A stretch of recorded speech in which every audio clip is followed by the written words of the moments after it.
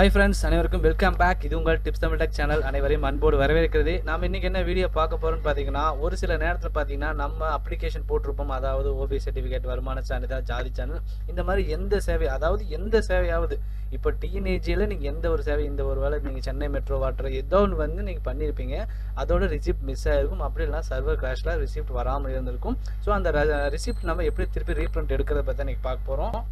இது பார்த்தீங்கன்னா ரொம்ப இம்பார்ட்டண்டானது, எல்லாரும் தெரிஞ்சிக்க வேண்டியது. கண்டிப்பாக ஈஸியாக வச்சிருக்க எல்லா நண்பர்களும் அனுப்புங்க. ஏன்னா ரீப்ரிண்ட் வராத நேரத்தில் யூஸ் பண்ணிக்கலாம். அப்படி இல்லைனா கஸ்டமர் வந்து மிஸ் பண்ணியிருந்தாலும் நம்ம அதை ரீப்ரிண்ட் எடுத்துக்கலாம். ஏன்னா ஒரு இடத்துல அந்த இடத்துல நீங்கள் ரீப்ரிண்ட் ஒர்க் ஆகலைனாலும் இந்த இடத்துல எடுத்துக்கலாம். இன்னொன்று பார்த்தீங்கன்னா, இந்த பிஎஸ்டிஎம் சர்டிஃபிகேட் அப்ளை பண்ணோம்னா அந்த ரீப்ரிண்ட் ஆப்ஷன்லாம் இருக்கவே இருக்காது. ஏன்னா நம்மளுக்கு இந்த ஜாதி சான்றிதழ், வருமான சான்றிதழ்லாம் தனியாக வச்சிருக்கிற மாதிரி நமக்கு அந்த பிஎஸ்டிஎம் மற்ற சேவைக்கெல்லாம் பார்த்தீங்கன்னா ரீப்ரிண்ட் ஆப்ஷன்லாம் தொலைச்சிட்டோம்னா ரொம்ப ரிஸ்க்கு, எடுக்க முடியாது. இப்போ அது எப்படி நம்ம எடுக்கலாம், எப்படி ரெக்கவரி பண்ணலாம்னு சொல்லிட்டு நீங்கள் ஃபுல் டீட்டெயில்ஸ் பார்க்க போகிறோம். ஸ்கிப் பண்ணாமல் பாருங்கள், அப்போ தான் கண்டிப்பாக புரியும். இது ரொம்ப இம்பார்ட்டன்ட். சரிங்களா ஃப்ரெண்ட்ஸ்? இப்போ நம்ம பார்த்தீங்கன்னா, இப்போ ஒரு பிஎஸ்டிஎம் சர்டிஃபிகேட் கஸ்டமருக்கு போட்டோம்.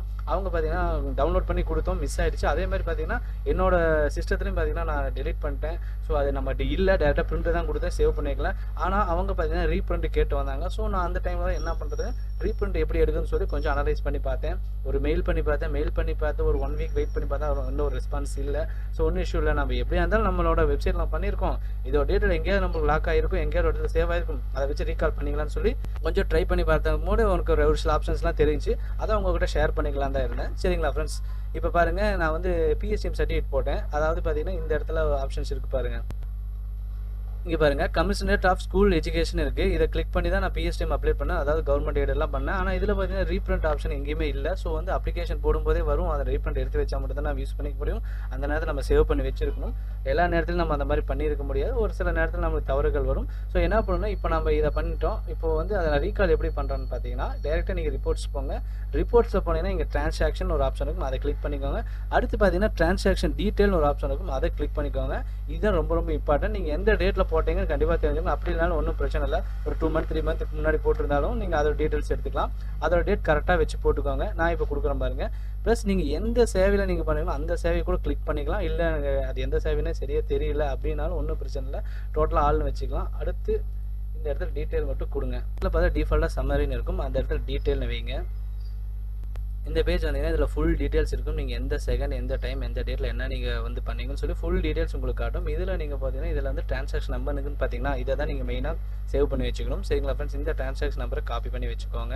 இன்னொரு விஷயம் பார்த்தீங்கன்னா, இந்த டிரான்சாக்ஷன் நம்பர் மூலமாக எடுக்கலாம். அப்படி இல்லைன்னா பார்த்தீங்கன்னா இந்த பிஎஸ்டிஎம் சர்டிஃபிகேட் மட்டும் இந்த கடைசி அந்த ஒரு 5-6 நம்பர் இருக்கும், அந்த நம்பர் வச்சு கூட எடுக்கலாம். இப்போ பார்த்தீங்கன்னா நான் இந்த இடத்துல பிஎஸ்டிஎம் சர்டிஃபிகேட் ஒன்று போட்டிருப்பேன், அதோட டீட்டெயில்ஸ் உங்களுக்கு காட்டுறேன் பாருங்கள். அதிகமாக பார்த்தீங்கன்னா இந்த டிரான்சாக்ஷன் நம்பர் மூலமாக வந்துடும். இங்கே பார்த்தீங்கன்னா டிபார்ட்மெண்ட் ரிசிப்ட் நம்பர் இருக்குது பார்த்தீங்கன்னா, இதுதான் மெயின். இந்த நம்பரை காப்பி பண்ணி கூட பிஎஸ்டிஎம் எடுத்துக்கலாம்.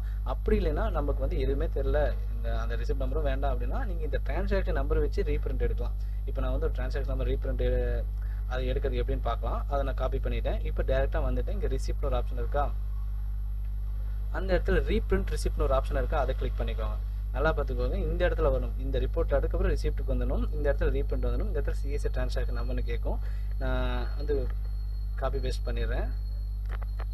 இங்கே வந்து 373 கொடுத்துட்டு நான் ஜென்ரேட்னு கொடுக்குறேன். ஜென்ரேட்னு கொடுத்தேன்னா எனக்கு ஒரு 2 செகண்ட் லோடிங் ஆகிட்டு நமக்கு பார்த்தீங்கன்னா வந்துடும். இந்த இடத்துல ரீப்ரிண்ட் ரிசிப்ட்னு இருக்கா, இதை நான் கிளிக் பண்ணேன்னா என்னோட ரிசிப்ட் பார்த்தீங்கன்னா திரும்பி எனக்கு ரீப்ரிண்ட் ஆகிடும். சரிங்களா ஃப்ரெண்ட்ஸ்? இந்த மாதிரி தான் வந்து ரீப்ரிண்ட் சர்டிஃபிகேட் எடுக்கணும். கண்டிப்பாக இது எல்லாத்துக்கும் ஷேர் பண்ணுங்கள். கண்டிப்பாக புரியல இன்னொரு தடவை அந்த வீடியோ ஸ்கிப் பண்ணி பாருங்கள். சரிங்களா ஃப்ரெண்ட்ஸ்? இப்படி தான் எடுக்கணும். இந்த மாதிரி நல்ல டிப்ஸ் நம்ம சேனல் அடிக்கடி வந்துகிட்டே இருக்கும். நம்ம சேனல் சப்ஸ்கிரைப் பண்ணி வச்சுக்கோங்க. 10,000 சப்ஸ்கிரைபர் மேலே வந்துட்டாங்க. இன்னும் நான் வீடியோ வந்து எக்ஸ்பிளைன் நல்லா சொல்லி உங்களுக்கு வீடியோ போடுறேன். இன்னும் ஏதாவது டவுட்ஸ்லாம் இருந்துச்சுன்னா டிஎன்ஏஜில் கண்டிப்பாக கேளுங்க. நான் அடுத்த வீடியோவில் உங்களுக்கு கண்டிப்பாக எனக்கு தெரிஞ்சால் மென்ஷன் பண்ணி வீடியோ போடுறேன். என்னை சப்போர்ட் பண்ணுறதுக்கு மிக்க மகிழ்ச்சி. நன்றி, வணக்கம். மீண்டும் ஒரு அடுத்த பதிவில் சந்திப்போம்.